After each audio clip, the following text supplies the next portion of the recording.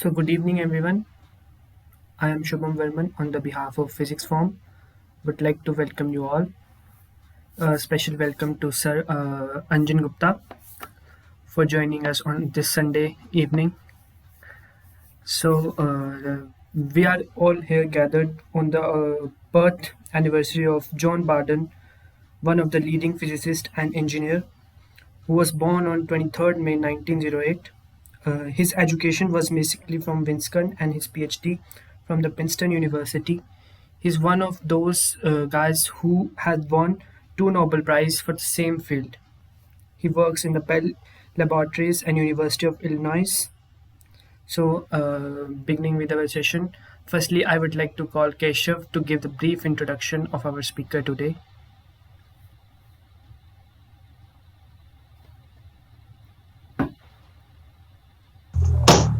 Very warm welcome all. Special welcome Professor Anjan Kumar Gupta sir. Professor Anjan Kumar Gupta is professor at IIT Kanpur and he is one of the leading experimental condensed matter physicists who has done many research in his area. He has a microscope in IIT Kanpur, which is used to research on various systems like magnets, synthesized graphene, etc. He has done many research paper. His current research paper has already published in 2021. 2021, which is also somehow linked with the Johnson effect. Now I will welcome sir. Now I will welcome Professor Anjan to start the session. Sir, now you can start. Thank you very much, sir. Okay, so I am struggling a little bit with this thing because you can hear me all right, correct? Can you hear me? Yes, sir. Okay, good. So, what I have been asked to present, let me start this slideshow if I can.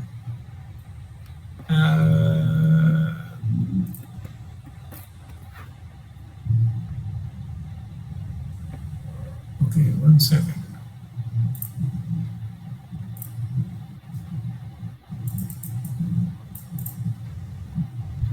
Right. So can you see the slides? Yes, sir.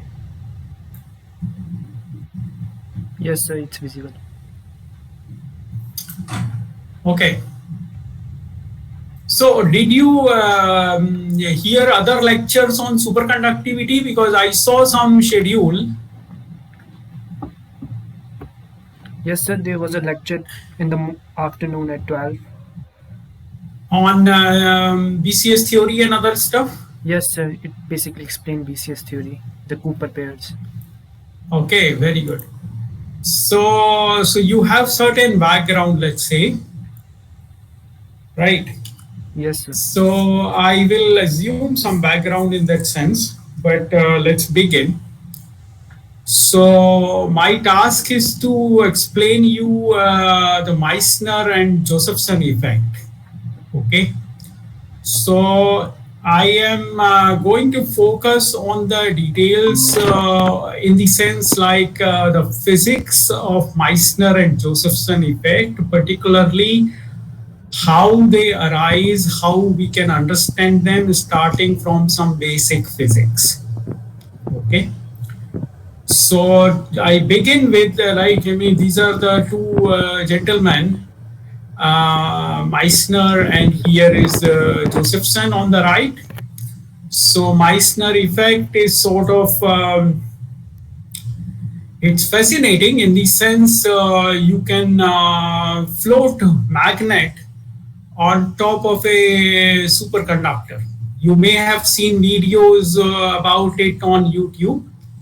What it means is basically the superconductor will not let any magnetic field inside itself.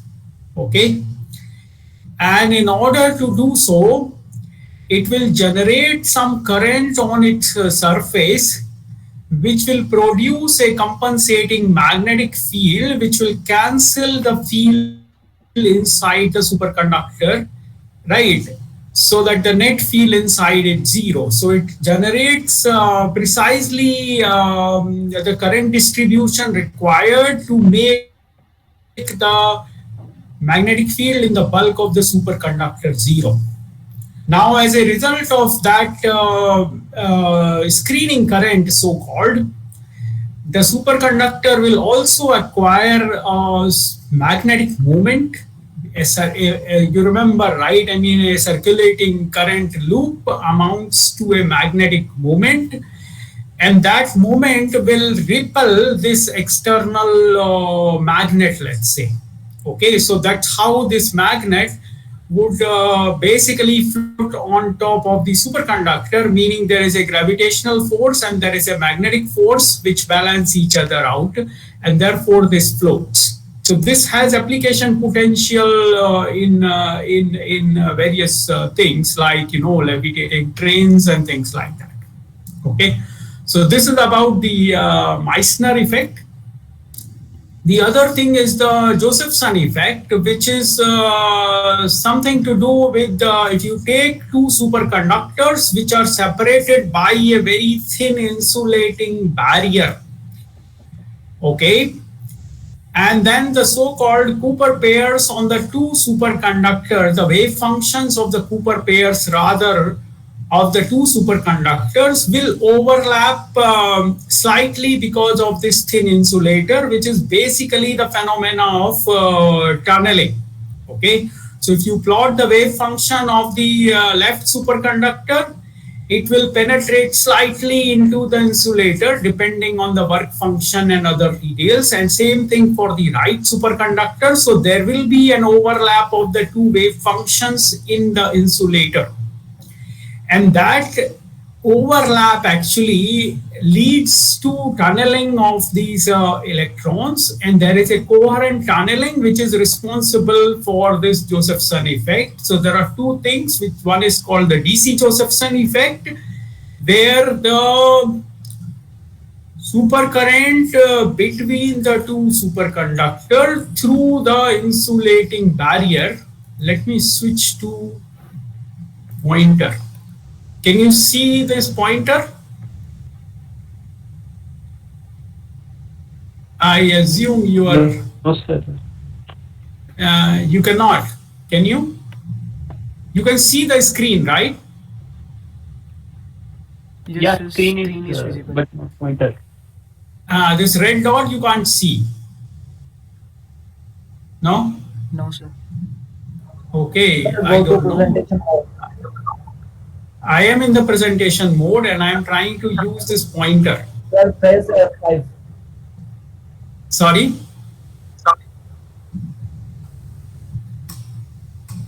Sir, press F5. Key F5. Yeah. I'm in the presentation mode already. On my laptop, it is presentation.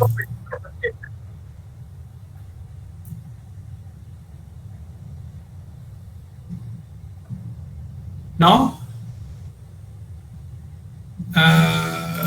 I am not so sure if you are seeing. Okay.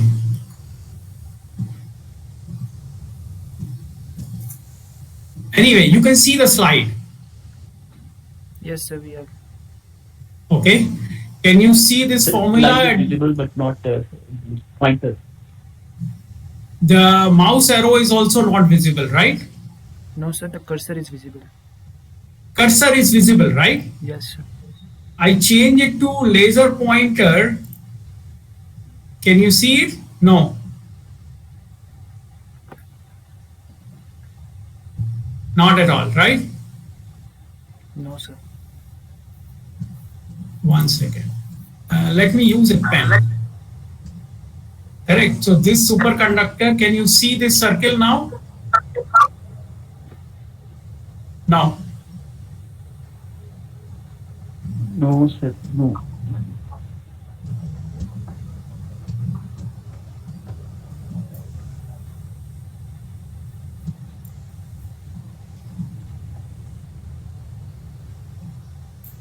Let me share entire screen. Okay.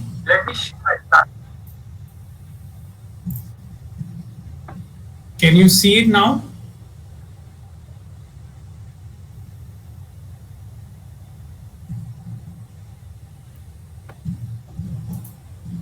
Yes, sir. We now see. And you see the pointer? Yes, sir. Okay. Yes, sir. Very good. Okay. So this is the one side superconductor, the other superconductor. The two side superconductor will have a phase difference. So that is theta 1 minus theta 2. So I'm going to talk about this more. So just bear with me. So I am going to switch to the other camera. I hope I will be able to do it, but not so sure yet. Okay. So let me try.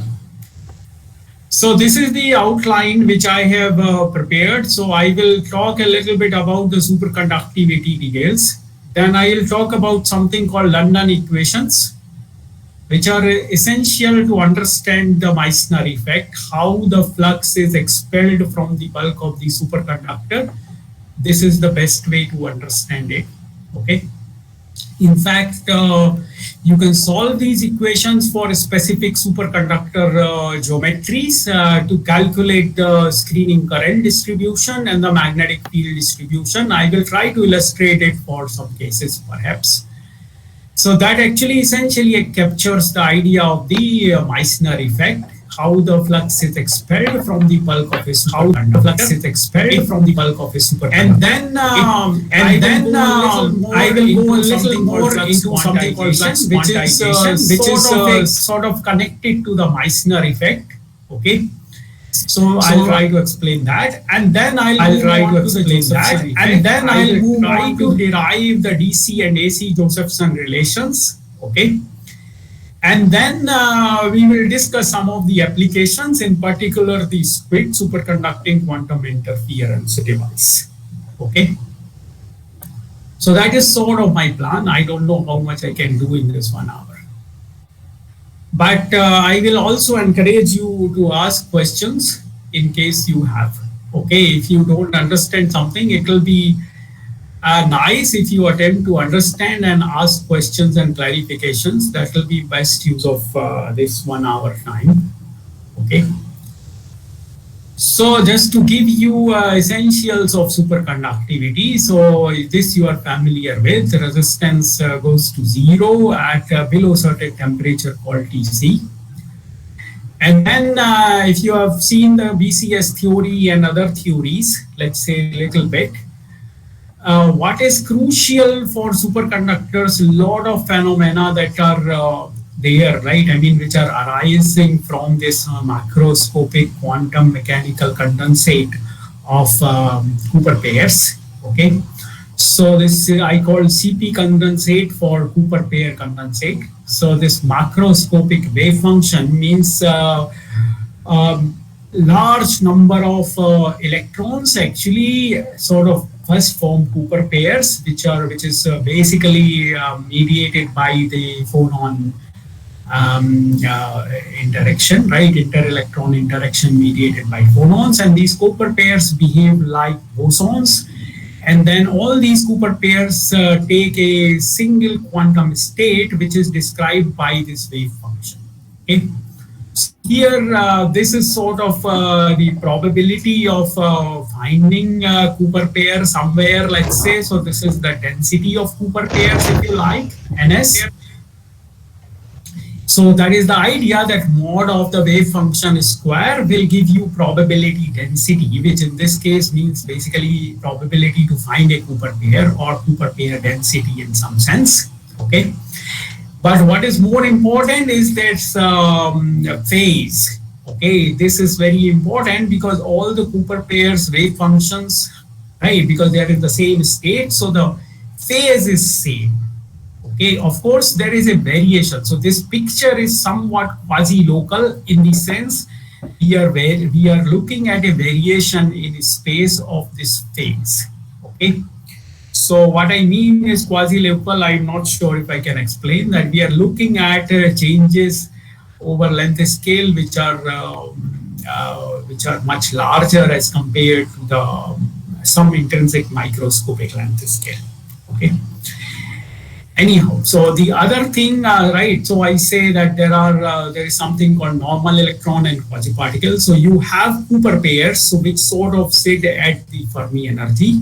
Okay, and then you have these quasi particles, which are single electron like states, which are separated by an energy gap delta from these Cooper pairs. So this is the gist of the BCS theory. So this is so-called a semiconductor-like model of the superconductor, where you have two types of entities. One is the so-called quasi-particles, which are normal electron-like entities, right, which sit above this, beyond this energy range from this Fermi energy. And the Cooper pair is sort of like, a big density of states or large number of Cooper pairs sit at this Fermi energy precisely. So the idea is, in order to break a Cooper pair, you have to create, like, say, an electron and a hole like quasi-particle, and which will lead to which will require an energy which is 2 delta, and therefore you don't break these Cooper pairs so easily, right? I mean, so the idea is these Cooper pairs are sort of protected from this continuum of state by this energy gap delta, and therefore they don't scatter. And that's why the resistance goes to 0 below TC. Anyhow, so we will focus a lot on this aspect, okay? So I would like to switch to the other screen where I can write something on my whiteboard. Let me see if I can do that, okay? Because my objective is to get a hang of these London equations so that we understand the meaning of, Meissner effect a little bit better, okay? So let me see if I can do that. Let me stop sharing and I will try to go to the other screen. Okay.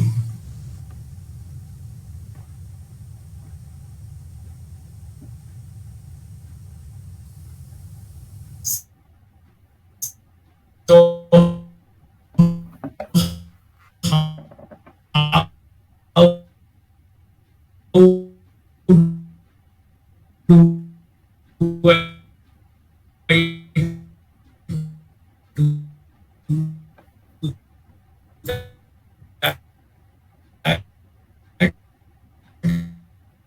okay, maybe not.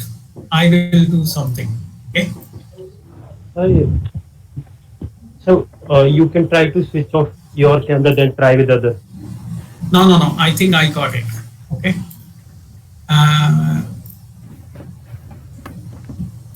Okay. Can you see my whiteboard?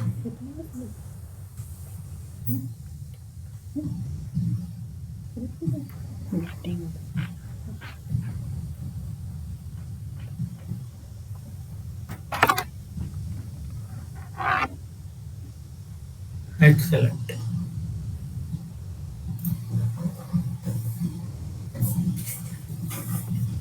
Can you see it?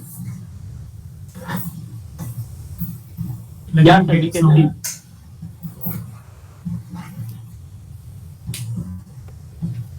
Maybe I keep this slide. Okay. So my objective here is to get two London equations.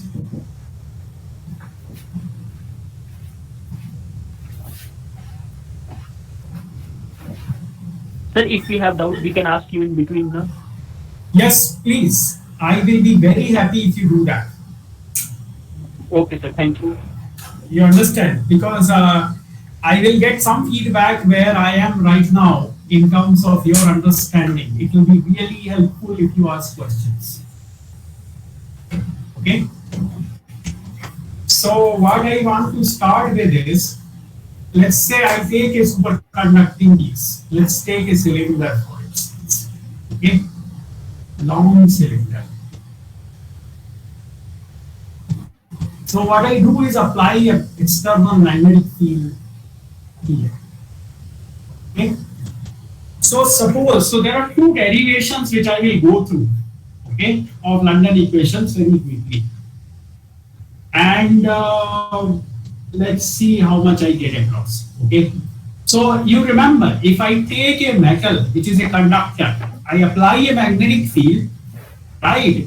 You see, there will be, because when you apply magnetic field, which means that when you ramp up magnetic field over a certain finite time, let's say from 0, so t equal to 0 to some t naught, t goes from 0 to, let's say, some d naught.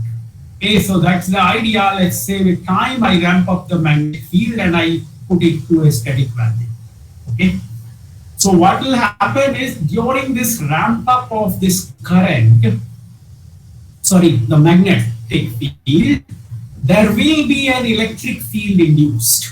Right? You know that there is Faraday's law, which tells me that del cross E is equal to minus del B del T. Is that clear to you? So what will happen is when you ramp up this magnetic field, there will be a electric field in the circumferential direction. So the electric field will induce a current on the surface of this metal, right? So that is like the sort of the screening current. But of course, if you have a normal metal, that current will decay. That current will be, right, you know, so that will go and then the magnetic field will penetrate. But this current will otherwise produce its own magnetic field, which will try to oppose this magnetic field, which is sort of, you know, from Lenz's law. Okay, already. Correct?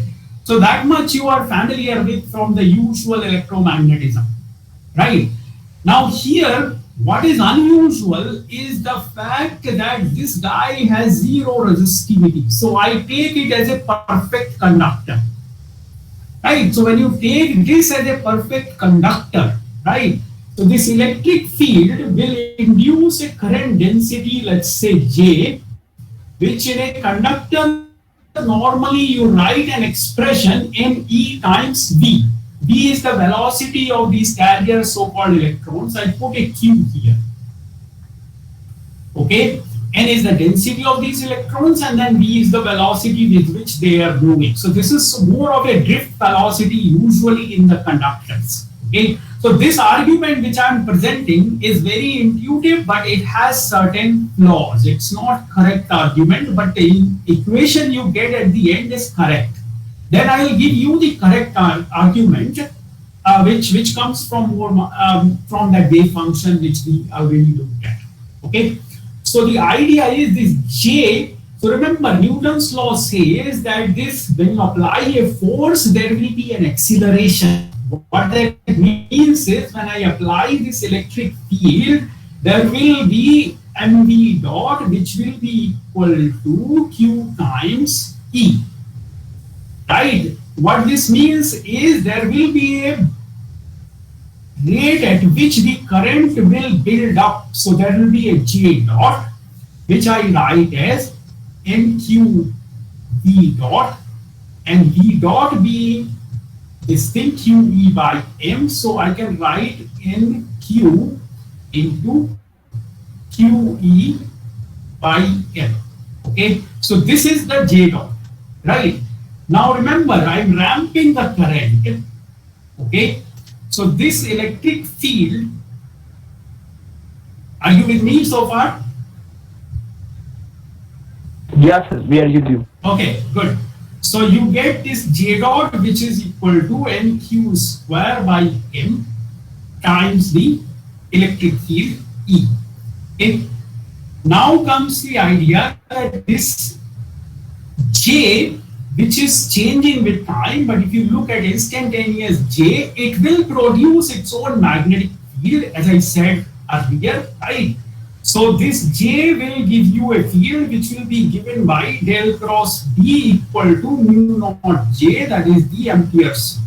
Okay, so what you get, I take its derivative, I get del cross B dot equal to mu naught J dot, which I can write here MQ square by M times E.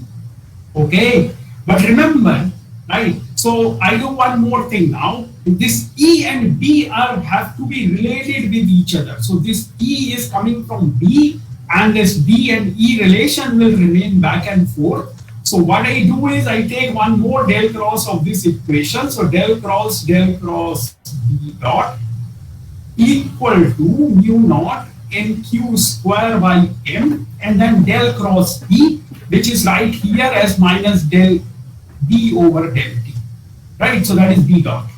So minus mu naught nq square by m B dot. Okay. So what you see here is that this B on the left hand side and B on the right hand side, both sides. Okay. Now remember, we started with t equal to 0.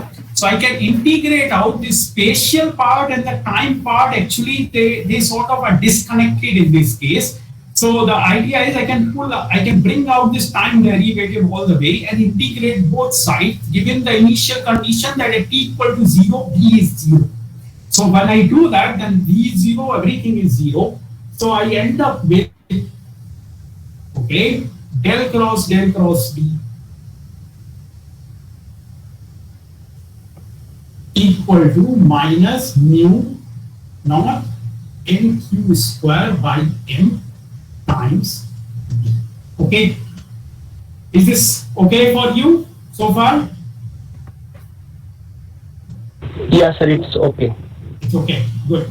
So now I use a vector identity for left hand side, right? So this side, if you recall, is a gradient of divergence of B minus del square of B, right? Equal to minus mu naught nq square by m times B.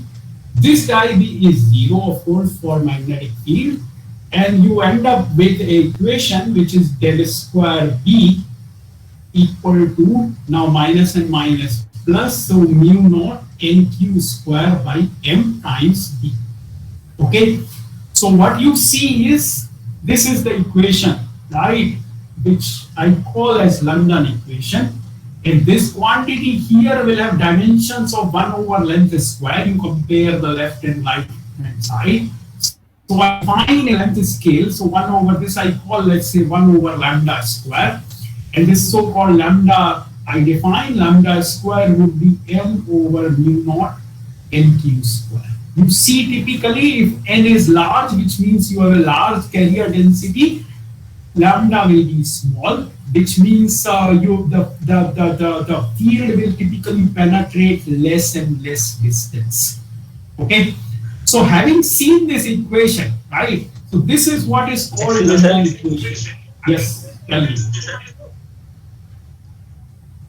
Yes. Hello. Yeah, go ahead. I can hear you.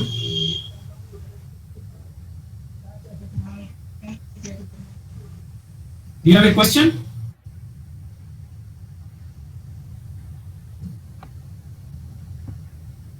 Hello? Okay, can I continue? Can you hear me?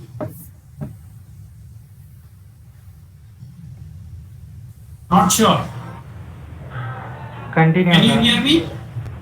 Continue, sir. Continue. Yeah, sir. There is one doubt, sir. Tell Sir, me. in this derivation, you have not considered superconductor. You are dealing with the normal conductor up to this I am derivation. dealing with perfect conductor. Okay? What it means is, remember, I use a condition that, right, that J is equal to NEV, but then I use, so normally, correct, right, so let me write something, okay?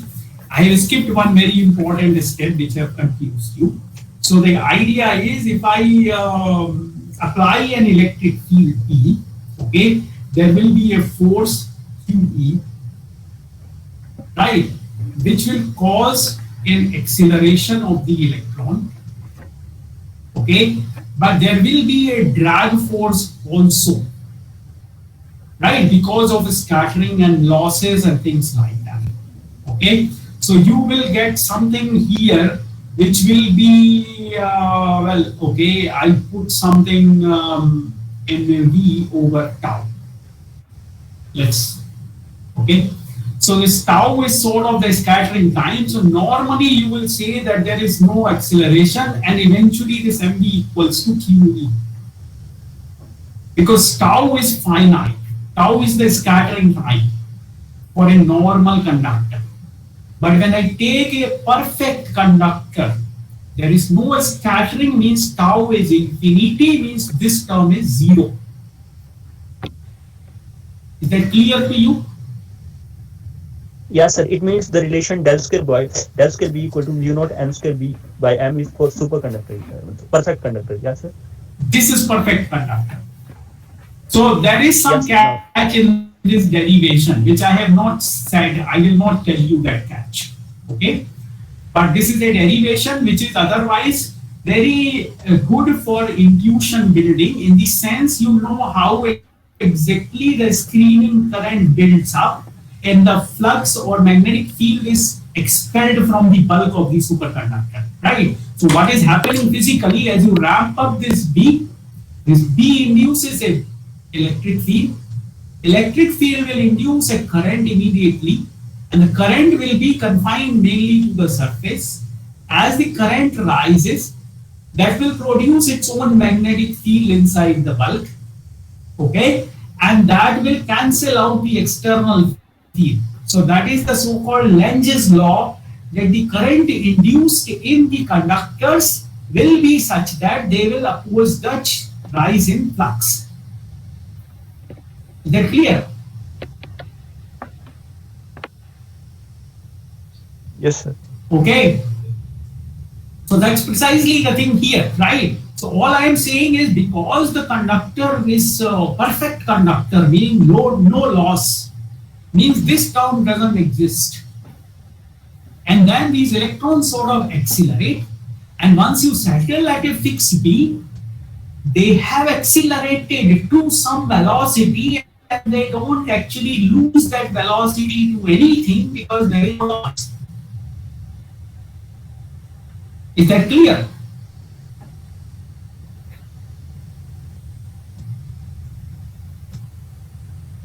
Yes, sir.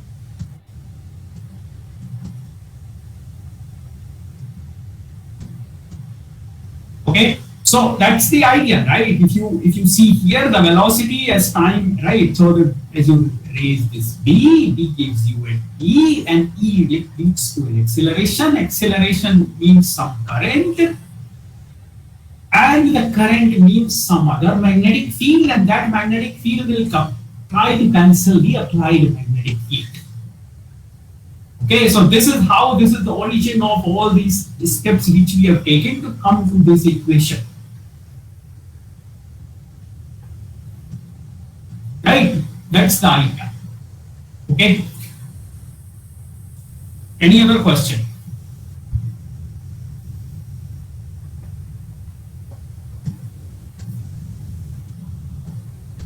Okay, so right, so this is something which one can solve. So in particular, let's say you take a let's not take a cylinder. That's a little. We'll take cylinder maybe in the next example, but let's take a slab. Okay, cylinder, because one has to solve this equation in curvilinear coordinates, which is slightly complicated. So what I do is I take sort of a slab. It's a thin slab, or meaning finite thickness, not thin meaning thin film. So it's some, let's say 2L, and then I'm applying a magnetic field like this. I define my coordinates. So let's call this z-axis, x-axis, sorry, x here, and then y. So I apply magnetic field along z, and this is my y direction. So what will happen is now, right, as you, right, so I look at this equation, the only thing which is relevant is the Bz here. So let's say I apply an external field B0 z cap. Okay, So all the fields will be, magnetic field will be in the z direction. Okay. So what I have is del square B and everything, right? So all the variations will be actually here along the y direction. Nothing will change in x, nothing will change in z. Okay. So all I need is I simplify this equation for this particular geometry. I write this del 2 del y square of bz equal to 1 by lambda square bz. Okay. So this is the equation which I need to solve, which is easy to solve because its solution will be bz equal to a e to the power plus y over lambda or b e to the power minus y over lambda. Is that clear? That is the solution of this equation. Okay. So no variations in any other direction. B is otherwise uniform and it's along that direction. Okay, so this is what will happen to the B field inside the slab. Outside, of course, it is B0. Tell me. Go on. Sir, you have got reduced Laplacian operator to del square upon del y square y. Why not del z square? Why not del z square? Right. So all I am saying is I am applying a magnetic field, and from the symmetry of the problem that nothing changes along that direction.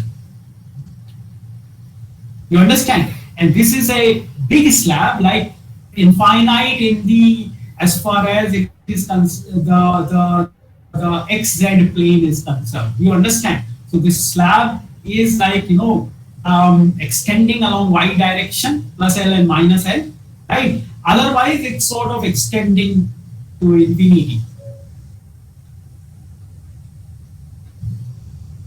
Okay? You get the idea? Okay. So in this geometry, nothing depends on x and y. Right? Because everything. So this is somewhat simplified geometry I am taking. Okay, so nothing depends on x and y because x and z, sorry, z also that slab extends, x also slab extends, y direction it is finite. Is that clear? Okay, sir. Right, so there is no variation of anything along the x and z direction. Okay, all the variations are along the y direction. Right. So that's why I am only worried about this. Bz will be only a function of y if at all. Okay, so this is the function.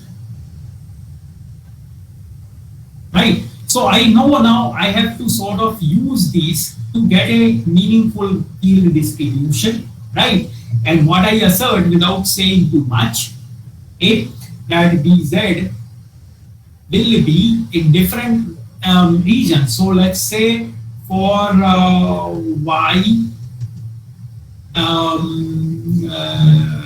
less than L and it will be and greater than 0, it will have a form which will be 0 e to the power of y minus L by lambda. Okay, so it satisfies this equation. It also satisfies the boundary condition in the sense that at y equal to L, the field is B0. Okay, and as you go in the bulk of the superconductor, we will plot this. Let me just settle this first. And then on the other side for negative, so y greater than minus L less than 0. On the negative side, the expression will be minus of y plus L by lambda. So, okay, right. Remember, we are looking at a rather bulk-like superconductor. So, what is important is the magnitude of lambda as compared to L. Okay. So typically, I can tell you, okay, you can verify for the density of electrons you have in these superconductors, you can estimate this lambda. It works out to be of the order of few microns.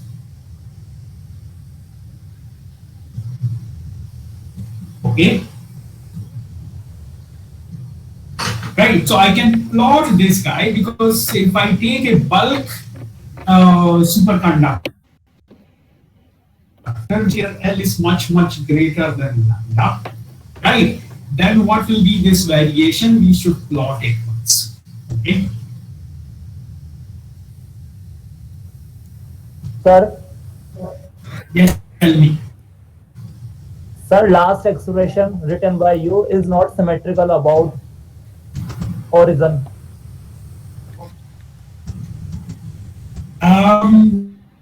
When you plot it, it will be expression is not. See, it's plus y minus y. Okay, so it will not be the same exponent of y because it will blow up on the other side.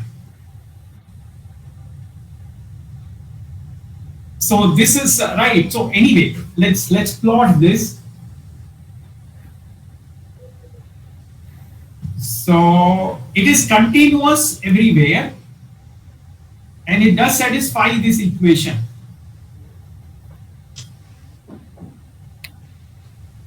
Are you with me? Little bit.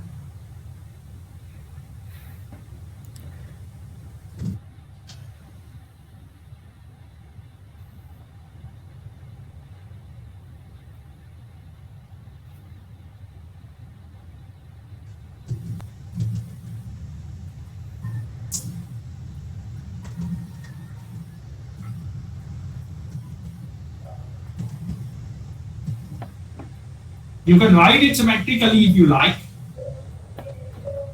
I think there should be a way, but this is correct. Let me plot this first as a function of y, variation of dz. Okay, so here is my plus L, here is minus L. Right. So if suppose right, if L is much greater than lambda, then you will see that at of course y equal to L, this is 0. So this is 0, this gives you exponent gives you 1 and you get B0. Okay, so here the B field is B0. Now as the y deviates from L even by 1 lambda, which is very small, the field will decay by a factor of E. Correct. So you will see the field will sharply decay over a length scale lambda to 0. Same thing on this side at y equal to minus L. This is 0, gives you 1, and you have this, and then it decays to 0. So this is the PZ distribution here. Is it clear? Yes, sir. I think I'm doing this in a hurry, right? I only have 1 hour, but you can think about this solution. Okay. Okay, sir.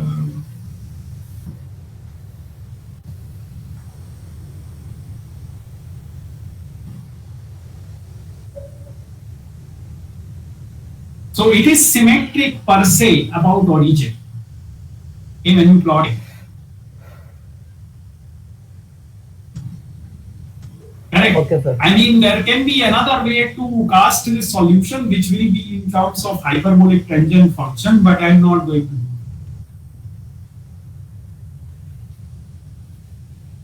Okay, so that's the. But you see, it satisfies this equation, the London equation, right? So this is the solution consistent, which I have sort of worked. Okay. So anyhow, the other thing which you can work out is the current distribution, right? So if you do that, right, you take the derivative of this B in the sense like we know that mu naught J is equal to del cross B, correct? So I can differentiate this guy. So in this case, B is dz and it's varying with y. So J will be along what direction? Can you guess?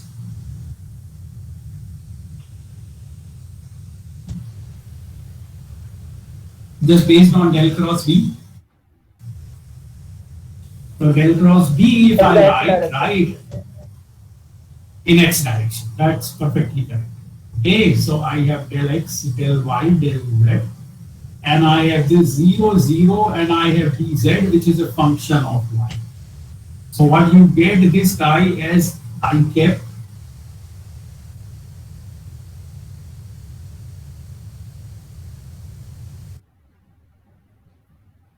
servants. Okay, so you immediately, like for example, you can do it for y greater than L or y less than minus L. Sorry, y greater than 0 and less than 0. So this is also anyway. So this question of yours is still roaming in my head, but I will not worry about it too much right now. Okay. So mu naught J, you take this derivative. So del y, let's say for y greater than L, right? You get a J mu naught J, which will be d naught and del y. So you get divided by y. Sorry, why am I getting y? Yeah, sorry.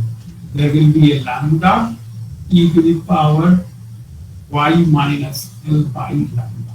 Okay, so the current will have pretty much similar behavior.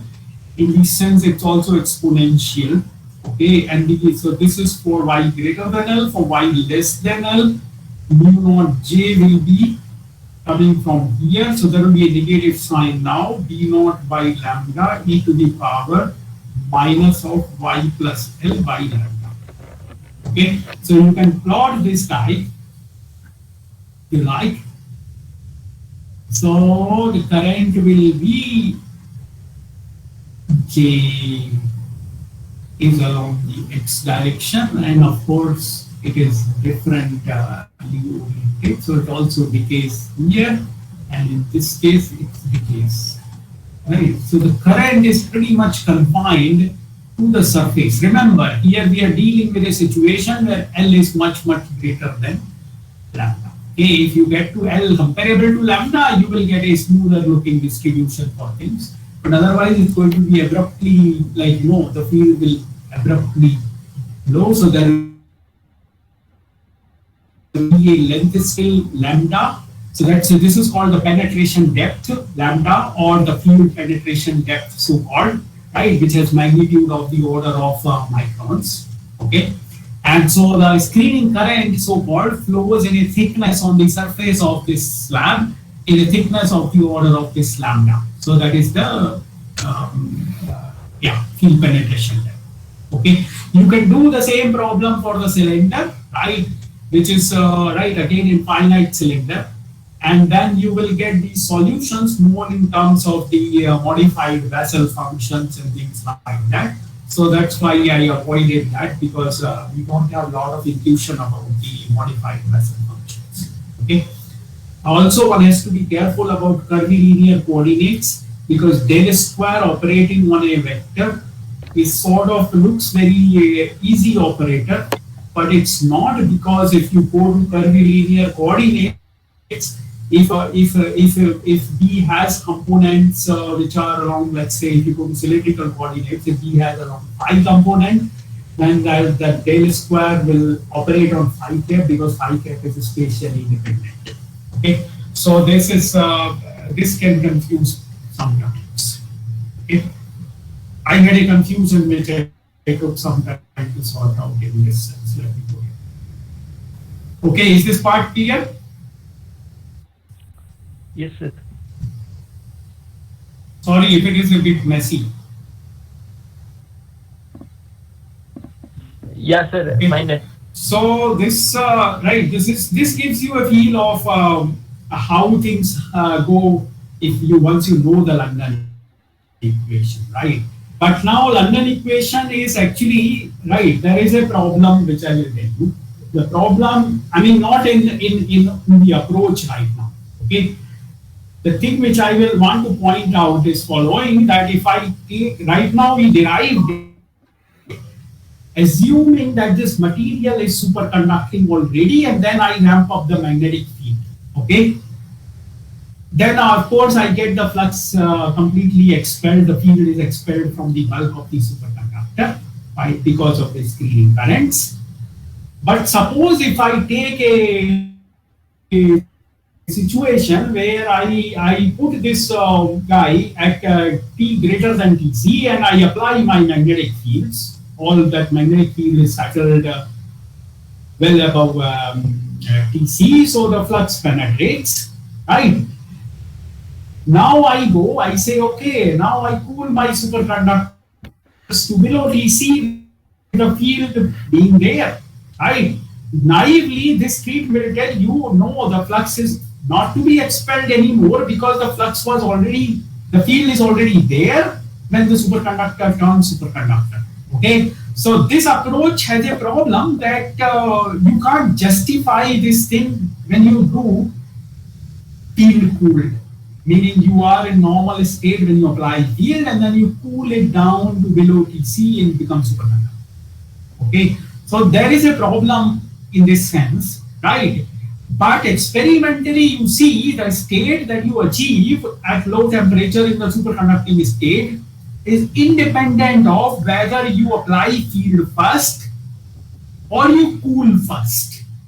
Okay, so it's a completely new thermodynamic state which doesn't depend on which path you take to reach that particular point of T less than Tc and non-zero B.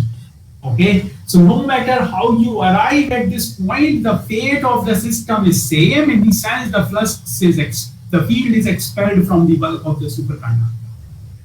Okay, so this is something which is not real in the sense like it demands more than what we did just now. So that is what actually also differentiates a perfect conductor from a superconductor. A perfect conductor, if you apply magnetic field above Tc and then you pull it down, the field will not be expelled. But there is nothing like a perfect conductor in nature. We only have superconductors. Okay. So we have to justify better that the state reached is the same no matter which path you take. Correct?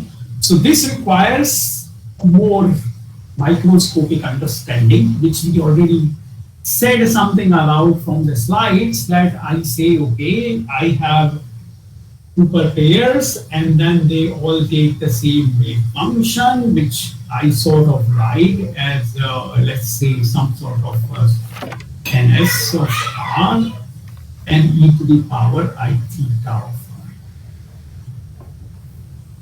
Is that good? So yes, if you look at this approach, okay, now one has to do a little more when you apply magnetic field. Okay, because dealing with magnetic field in quantum mechanics is slightly difficult in the sense one has to modify the momentum operator to incorporate the magnetic field using the vector potential. Okay, so if you really want to understand that approach, I will give you a reference, that is the classical mechanics book by Goldstein. Okay, so there is a discussion on the canonical momentum and charged particle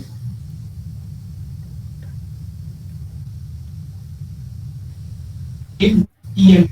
So even classically, when you write the Lagrangian, right, and try to derive the canonical momentum, so with the electromagnetic fields, in order to get the Lorentz force law, you have to write a Lorentzian appropriately, which is a velocity dependent Lorentzian. So this is the background of this, which I'm telling you. You look at this book, I think you will get some idea. You will understand, not get some idea, you will understand it. Okay. So from that Lagrangian that you write, you can derive, of course. So you look at the Lagrangian equation of motion, you get the so-called the force law, that is Q times E plus V cross B. Okay, so from that Lagrange equation of motion, right away you get. But the Hamiltonian which you get is quite unusual looking, in the sense it has a form which is P minus QA square by 2m plus Q. So that is the Hamiltonian. Okay, so this is classical Hamiltonian which you take to quantum mechanics, right? Saying that this operator P, which is called the canonical momentum, as opposed to this term P minus QA, which is called the kinematic momentum. Okay, so P is the one which you call as IH minus IH bar del operator, canonical momentum. And therefore, the quantum Hamiltonian, or if you write the Schrodinger equation, would be minus IH bar del psi del T equal to P minus, so P is replaced by minus IH bar del. Okay, I am doing this. So this approach, I will give you a reference. I am taking this whole thing from the Feynman lectures. Okay.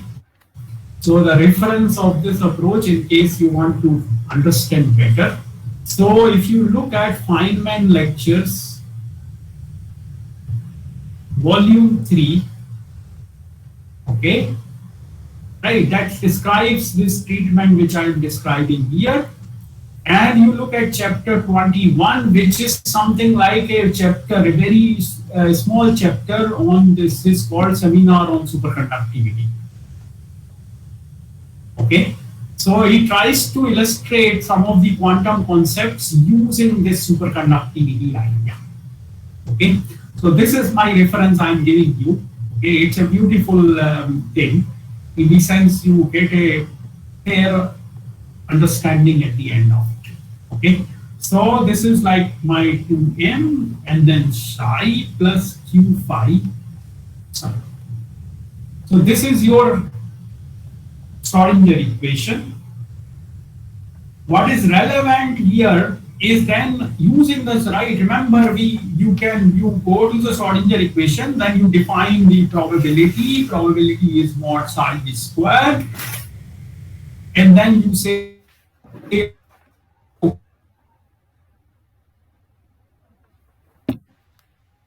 the probability current density plus del P del T is 0.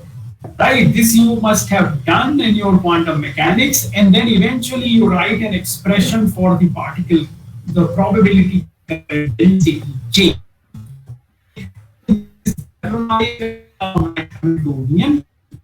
J expression gets, okay, it becomes, J becomes 1 by 2, right, and it's minus IH bar del minus QA operating on psi and then psi star and plus psi into minus IH bar del minus QA time is operating on psi star. Okay, half of this, I think I'm missing an M vector. Maybe not. 1 second.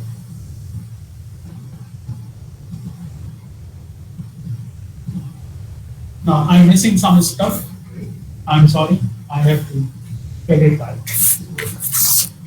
I made these notes, so I'm just having a quick look.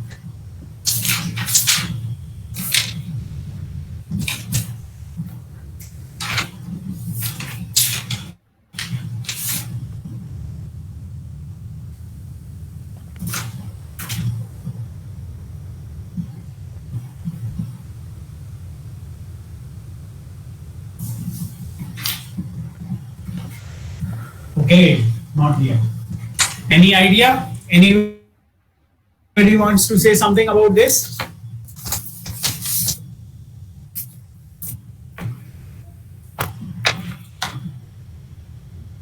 No. Or you're not following this?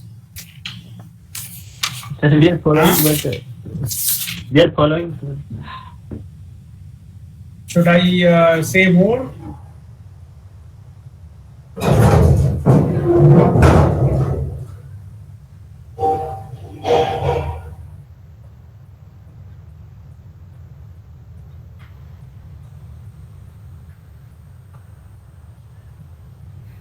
Density expression, right? Normally you will have no QA.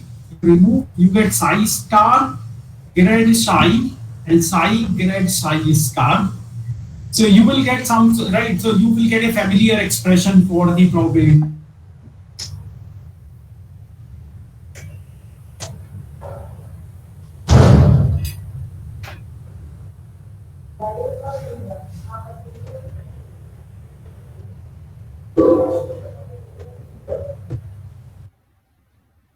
Is I use this function. Can you hear me?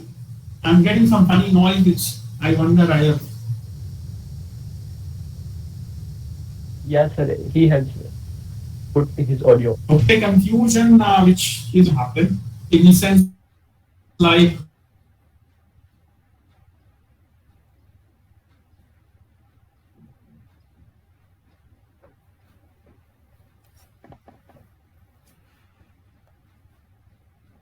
apply the probability current density by n, the particle density.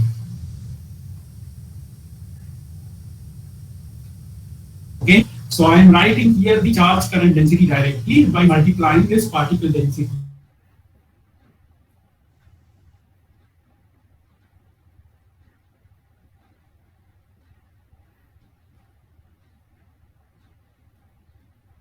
Is this ns is constant? Hello? Sir, I think your board is not visible. Sorry? Your board is not visible now, sir. Okay, maybe there was a net interruption and then I got disconnected. I am sorry. Sir, there is one question. Tell me. Sir, when you when you start the session, you started with the Maxwell equation del cross B is equal to minus del J by del T. Sir, and by this same expression, we have plotted the diagram of the graph of magnetic field, and say that inside super current, idle conductor, Conductor? yeah, there will be no magnetic field, sir. Sir, then why we are treating quantum mechanical treatment? Why we are doing, sir? I am not understanding that, sir.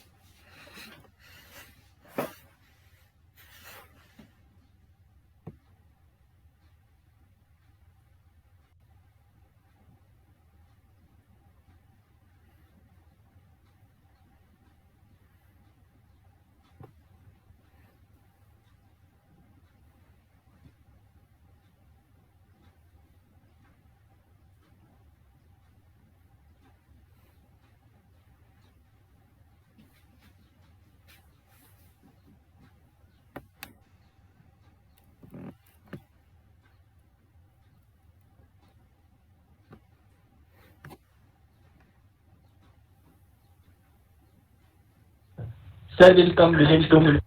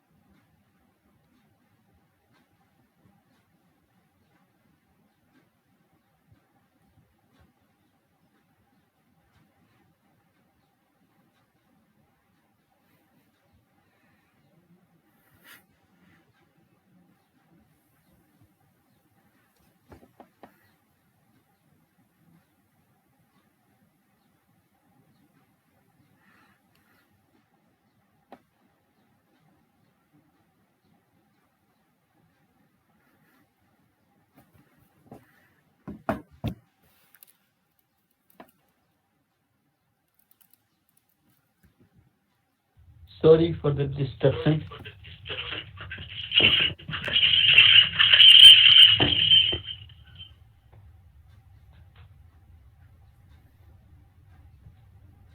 Sir will join within 2 minutes.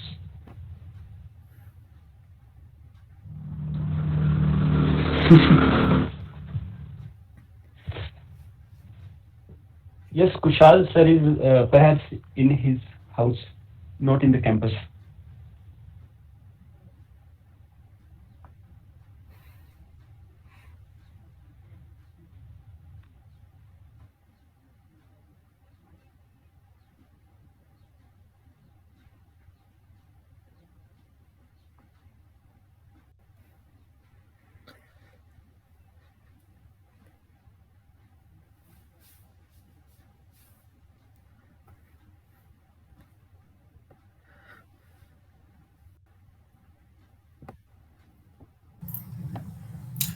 I'm back.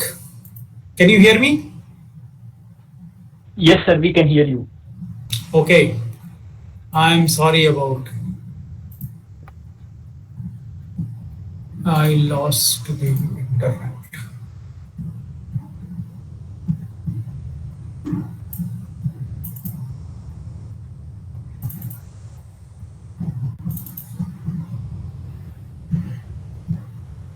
Okay, good. I hope you can see the screen now. Yes, sir, we can see the Okay, so screen. I was answering this question. I thought I answered it earlier, but let me do it more carefully. So the idea is the previous argument applies very well. If you apply magnetic field when the superconductor is below its critical temperature, right? You apply magnetic field, you can justify, okay, there will be screening current which will resist the flux change, and therefore the flux will not change and magnetic field will be expelled completely. Now suppose if I do the other way, I am at T greater than Tc and I apply a magnetic field greater than Tc, right? And when I do that, the flux will, because this is a normal conductor which is a resistance, and therefore flux will penetrate the whole thing. Now I go to the state, I cool it below Tc.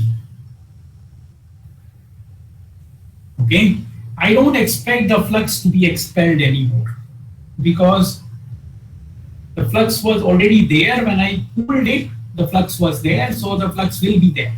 The field will be there. Do you understand? Little bit, sir. Okay. Not perfectly. So all I am, yeah, not exactly. So let me elaborate.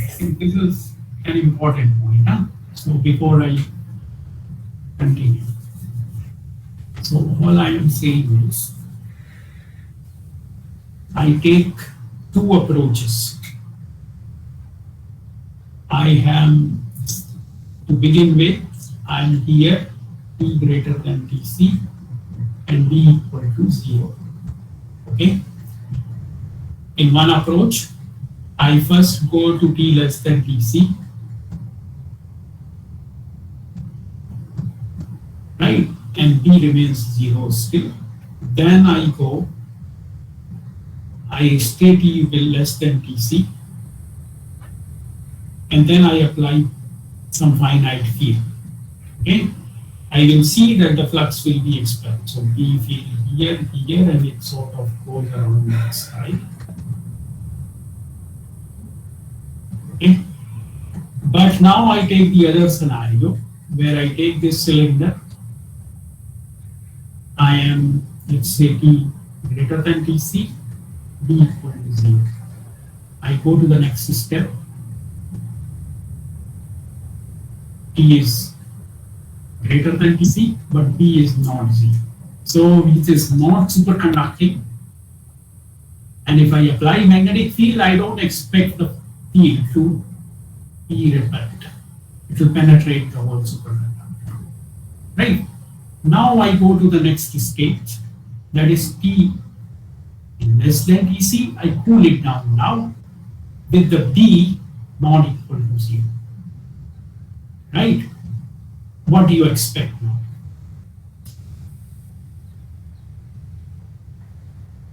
So as you do the treatment, the field will not be there as you do the treatment according to the treatment.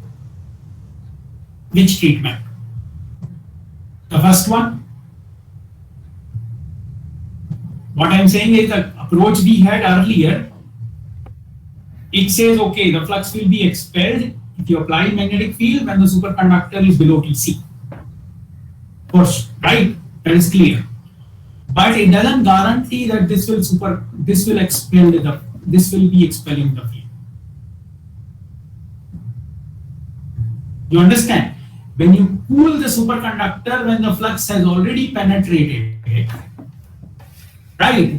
So there is no change in B when it is superconducting. There is no electric field which will run the current to expel the flux. There is nothing, no action per se. Do you understand? Yeah, it means, sir, that the classical electrodynamics treatment doesn't guarantee the path independence, right? Right. It tells you that this doesn't guarantee the flux expulsion in this pathway. Okay, means that your classical electrodynamics treatment holds for only first one that you have Correct. Outside. Yeah. So here it, yes. Is it clear? Sir, but sir, in that treatment, there is no significance to temperature, like they just show expulsion. No. I used the fact that sigma is equal to infinity there, or rho equal to 0. Okay, I understand now. I understand. Right, which is the case only when you are below Tc. Okay, sir. Okay, thank you. Correct. So that was an important ingredient in deriving the London equation. Yes, sir. Okay. Is that clear? I hope it's clear. Right? Yes. Okay. So this approach actually doesn't doesn't work on electrodynamics at all. Okay, that electric field induces current and everything, that is not required. Okay, so that's that this is more authentic. This is more correct treatment. In the sense, the other treatment has another problem which I have not discussed. Okay, so that other treatment, because conduction is treated very locally there, but conduction is a highly non-local phenomena. Okay, so that's another problem which is there in that other treatment. But anyway, let's not get there. So now I come back to this. So I can, yes. Sir, I think in the expression of probability current density, there is some error in the second bracket. I think instead of minus iota, there should be plus iota, because of due to this, current density will be real after this. Oh, there will be an I outside. I think you are right. There is an I somewhere. No, sir. I am saying in the second bracket there should be plus iota. Since second term is same to complex conjugate of first term after changing minus iota. This will be yes, after you know something using this expression just now? Sir, because sir, I think second savings to complex conjugate of first. Not really. See, because these are you see operators, and they are Hermitian operators. Okay, so minus IH bar del is Hermitian operator. So I doubt if this will be plus, but I will put a question mark right now. Okay. Okay, I keep it right. So without working out, let me get an expression for the current. Okay, so the probability current density, and then you can multiply by ns to get the charge current density. or the particle current density, and if you can multiply by the charge of the particle, then you get the proper charge current density. So there are two things you have to multiply to get the charge current density. Okay. So if you basically this expression here, that's all I am saying, right? So you use this current density expression, right, to get the charge current density expression using this as the wave function. That's all. And assuming that this guy is spatially independent, it's only theta which is varying, right? Which is the case with superconductors typically, that the Cooper pair density is homogeneous, same every day. It's only the phase which changes from place to place. If that. Okay. So that's the thing which I am going to say, right? So you get as the, let me just write it down without making mistakes. I'm making mistakes and I'm running out of time, so I better look at this notes so I don't make more mistakes. If you can set the tomorrow, we can do that. You want me to continue tomorrow, huh? Yeah. Yes, I can do actually. Okay, we'll fix a time for that, huh?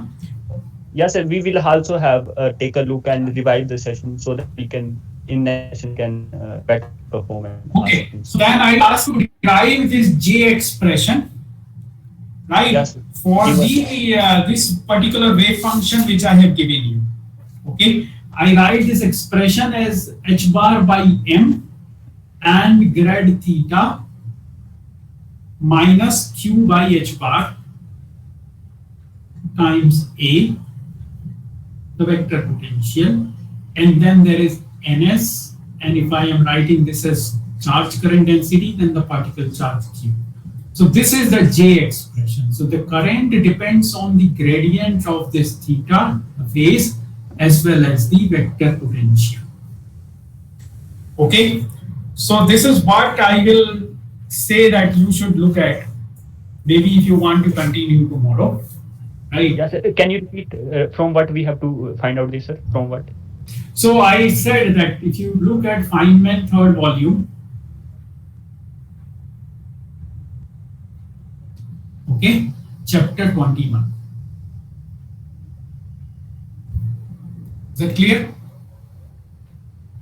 You know about actually, this we have Feynman read lectures? some, Yeah. yes, we have read some volume of that, but sir, in that no derivation is giving. He just say that you will do step and do some calculation. You will find that you will do some step and you will do that. True, true. But if you read this chapter, you will have to work out a little bit. So you look at this expression.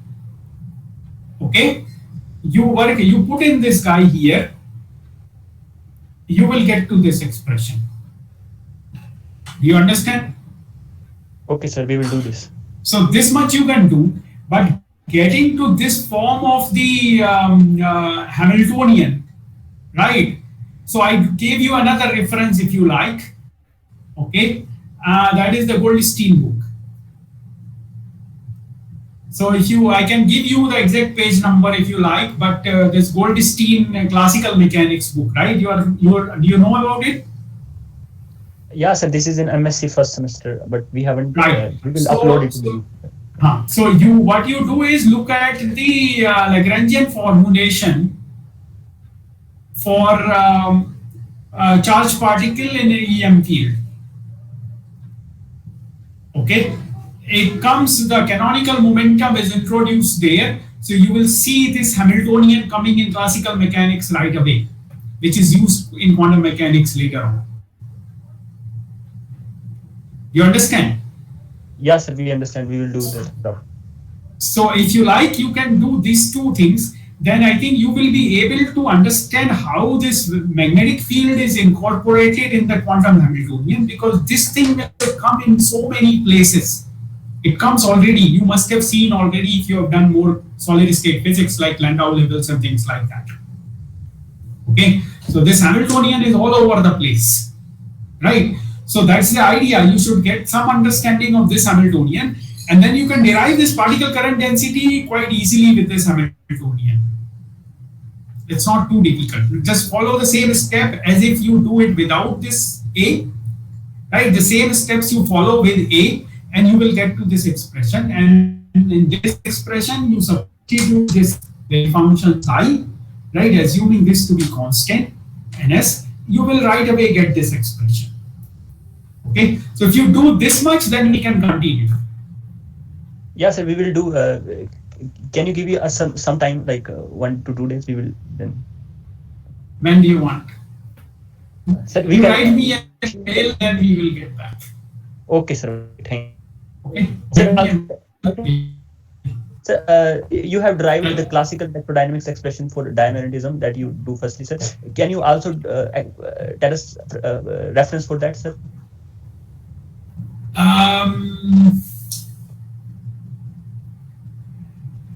Sir, I haven't seen it in the books, sir. That's why I'm saying. You have not seen it in the books. Sir, so that reference is I think the best I recall is a book by Linton on superconductivity. But it is there somewhat, not in so much detail, in the Tinkham book also. Okay, so if you look at Tinkham's book on superconductivity, right, you will see it somewhere in the second chapter. But it's not so much detailed as I have given. Okay, but Linton is probably more detailed. But this is a very old book and not easily available.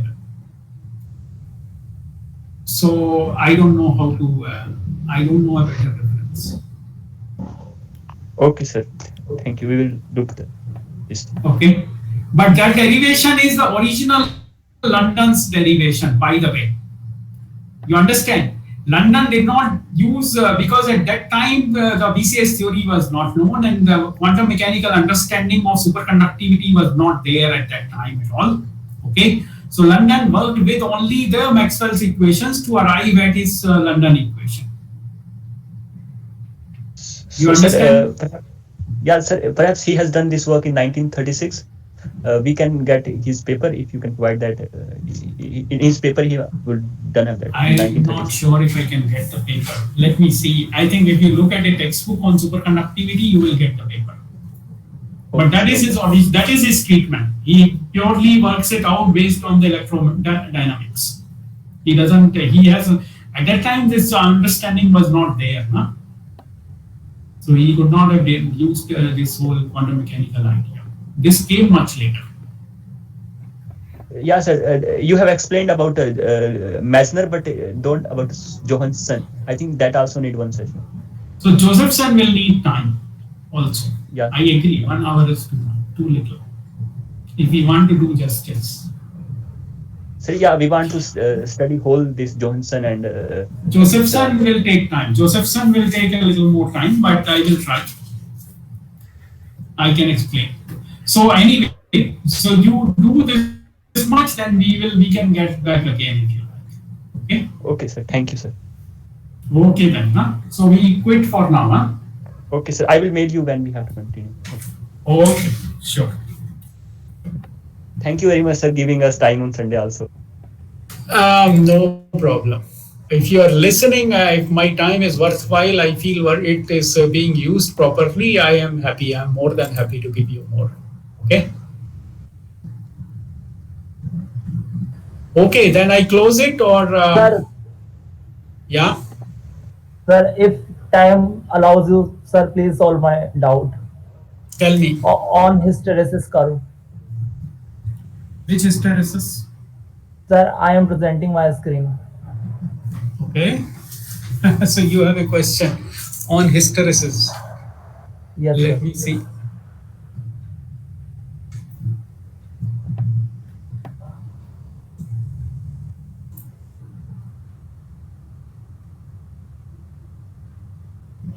I have stopped presenting. You can present now.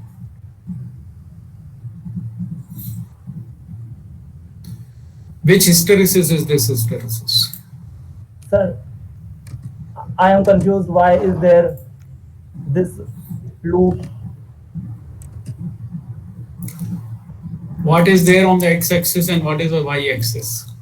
Sir, in the x-axis, there is magnetic field, applied magnetic field. Okay, External and magnetic. why? I think on the y,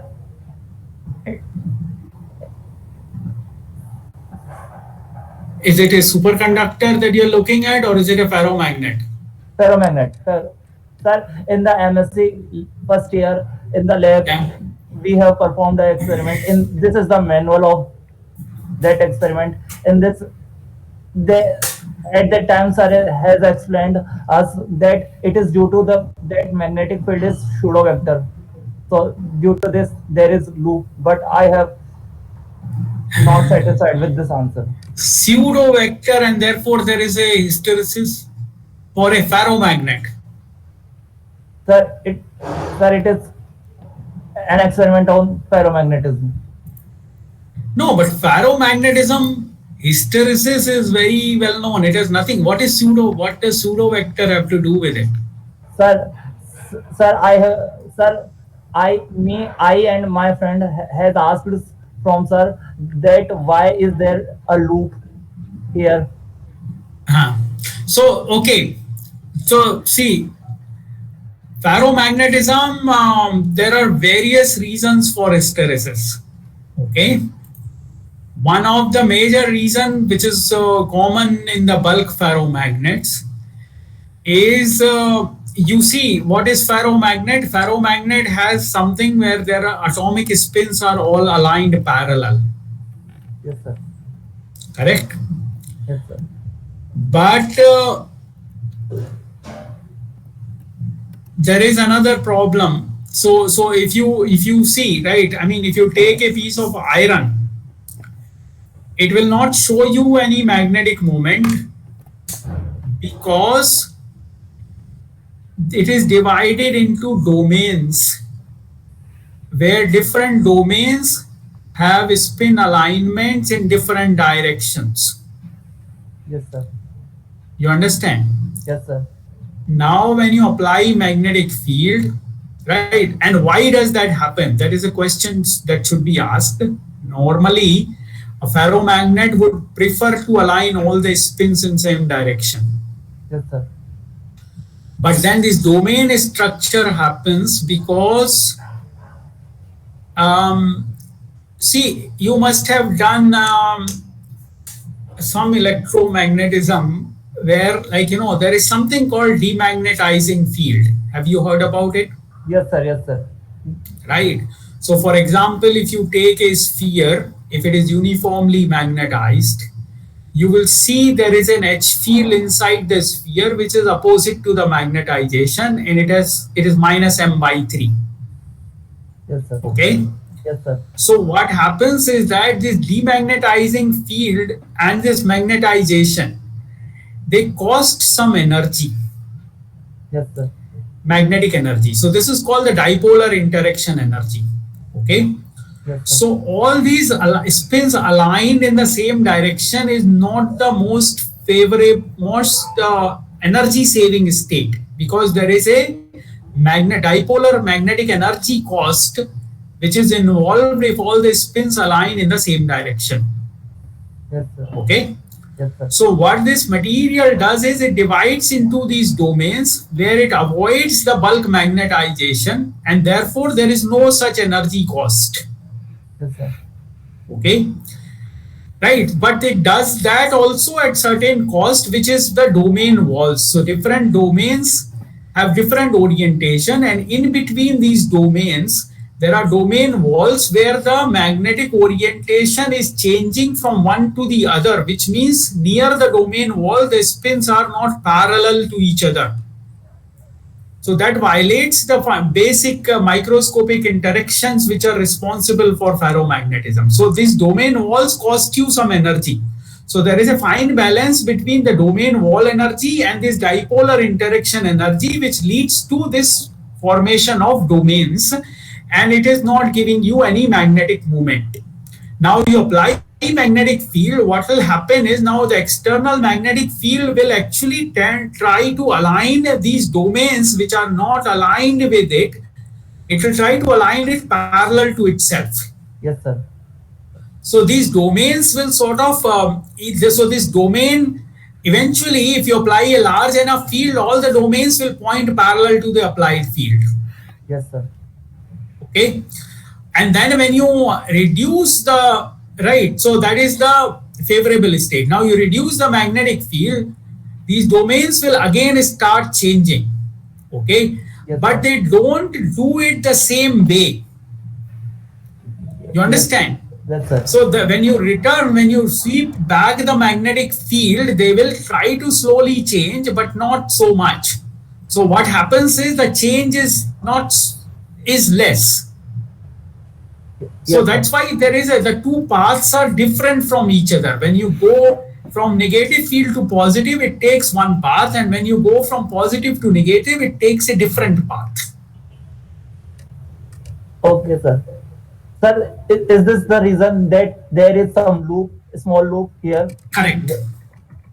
Okay, sir. But there is more. So magnetism is a very complicated area. Okay. Yes, sir. But let me give you a picture which is little more intuitive. So there are systems which are called bistable systems. Okay, sir. Bistable, huh? Right. So the idea is, so bistable system, you will describe that it has two minima. Right. So the system can exist in either of the two minima. Is that Yes, clear? sir. Yes, sir. Right. Now when you apply, let's say, external field, one of the minima becomes lower than the other. Yes. Yes, sir. Okay. And at some field, this one of the minimum will actually disappear. Okay, sir. Sir, Right.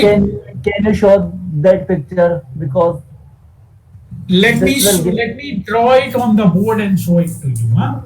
Yes, sir.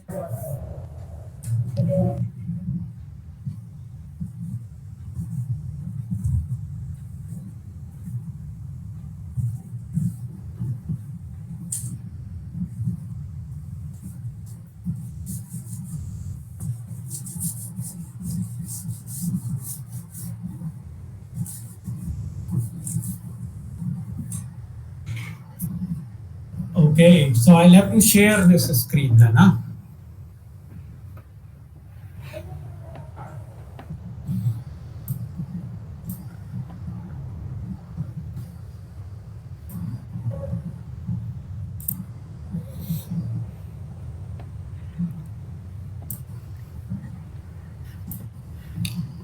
Can you see it?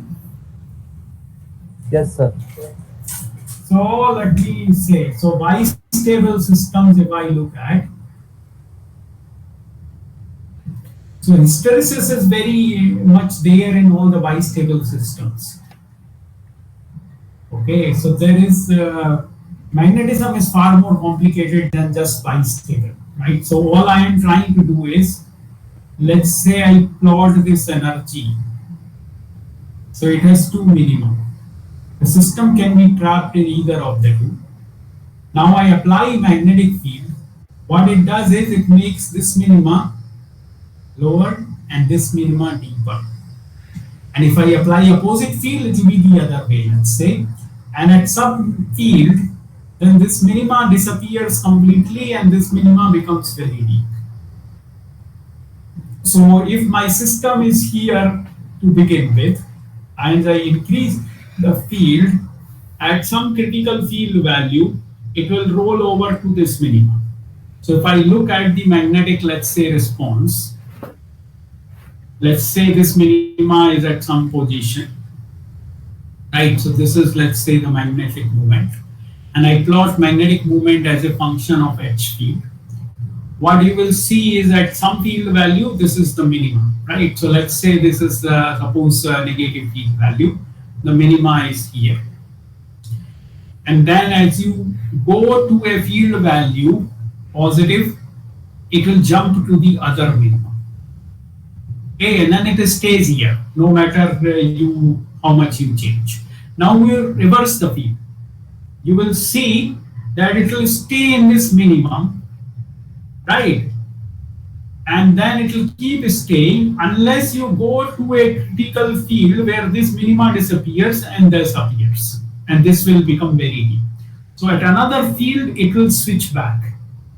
So what you see is this kind of behavior, and then you turn around, it comes this way.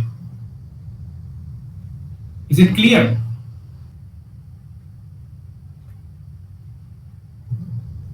Yes or no?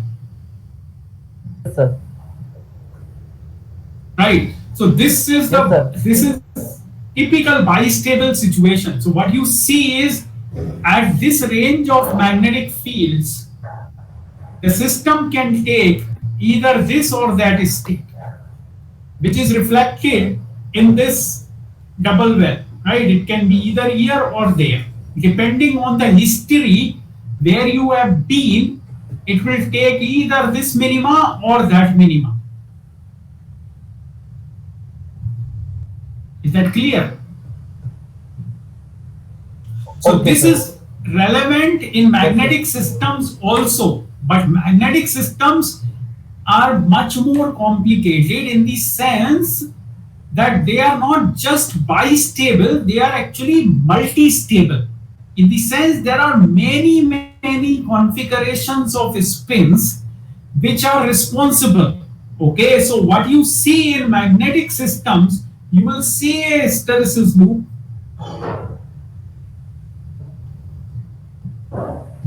But if you, let's say you ramp the field here, you go to this point. Suppose you turn around at this point and start reducing the H field, you will see a different loop. You will not go to that branch. So these are multi-stable systems in the sense you can access lot of states in between, okay, which represent different domain configurations by doing different history of this H. Is that clear?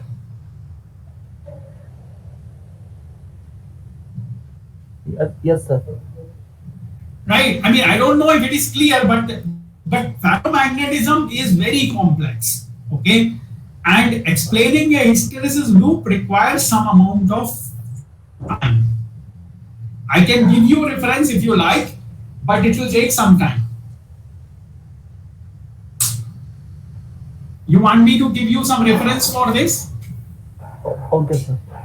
I will find out, but I have given you a basic idea of Yes, how sir. hysteresis appears. Okay, and generally it is related to many minima, means there is multi-stable system, Yes, sir. and then which stable state to access, it depends on the history of fields. That is what it is.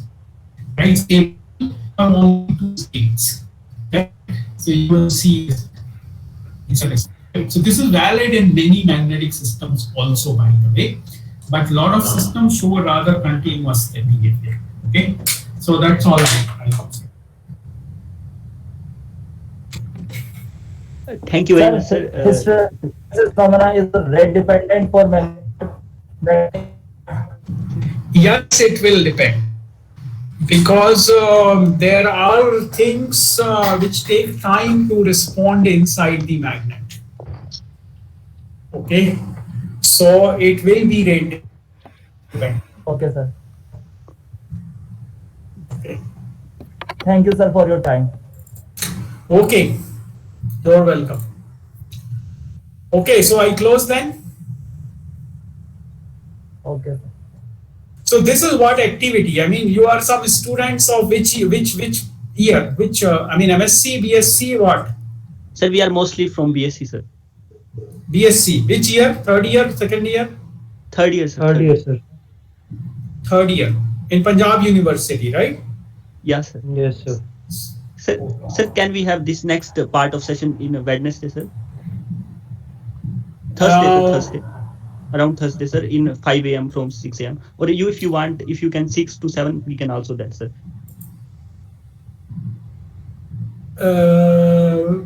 You write me a mail. I will check my schedule and let you know. Okay, sir. Thank you. Is Is that okay? Okay, Right. sir. I mean, there is something which is scheduled there. I have to check carefully and then I'll confirm. Okay, sir. Okay. Okay. Thank you, sir. Thank you. Okay. So I close then. Huh? Bye. Okay, sir. Yes.